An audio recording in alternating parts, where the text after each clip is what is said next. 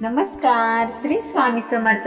संसारी माणसाने गुरुचरित्र वाचताना येणाऱ्या अडचणी कसा सामना करावा जाणून घ्या.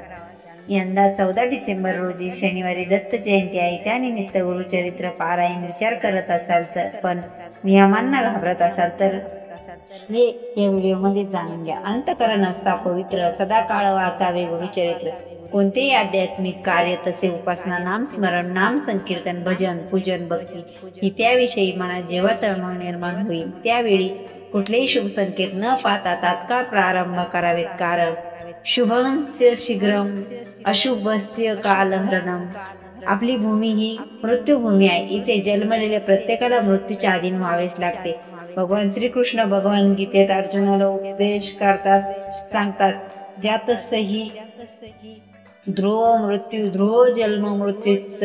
म्हणूनच एक संत वचन आहे की नाही देहाचा भरवसा, कोण देईल दिवस येईल कैसा.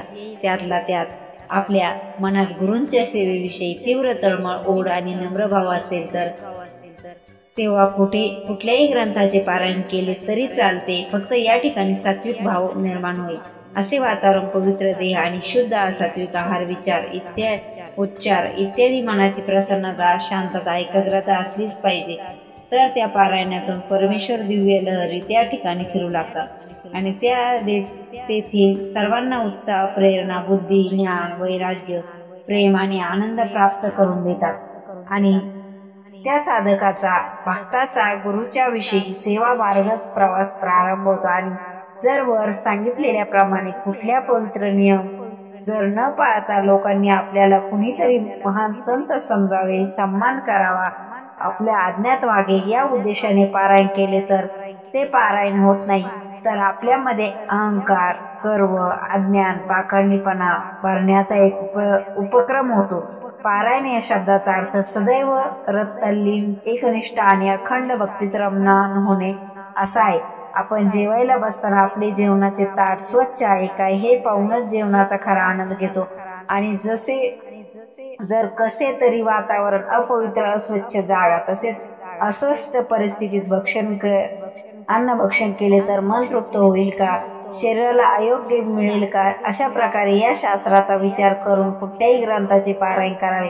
आपल्याला प्रपंच सांभाळून जेवढे शक्य होईल तेवढे नियम पाळावेत. शेवटी नियम कालाप्रमाणेच बदलत राहतात, पण नियम कधीच बदलत नाही हे आपण प्रारंभी उल्लेख केल्याप्रमाणे जाणून घेतले पाहिजे. शेवटी एकच विनंती, शरीराला क्लेश देऊन आणि दुसऱ्यावर छाप पडावी म्हणून केलेली कुठलीही उपासना, भक्ती कधी यशस्वी होत नाही.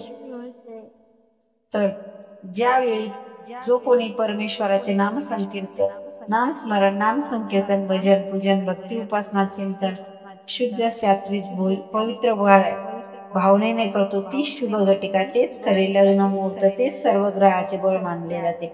तदैव लग्नम सुदितम ताराबलं चंद्रबलं तदेव विद्याबलं देवबलं श्री लक्ष्मीपते ते मनसा स्मरामी. ओम तत. ओम. पारायण, सेवा, भक्ती, उपासना करायला सर्व भक्तांना माझे कोटी कोटी प्रणाम. तुम्हाला जर हा व्हिडिओ आवडला असेल तर व्हिडिओला लाईक, शेअर, सबस्क्राईब करायला विसरू नका. Thanks for watching. Shri Swami Samarth.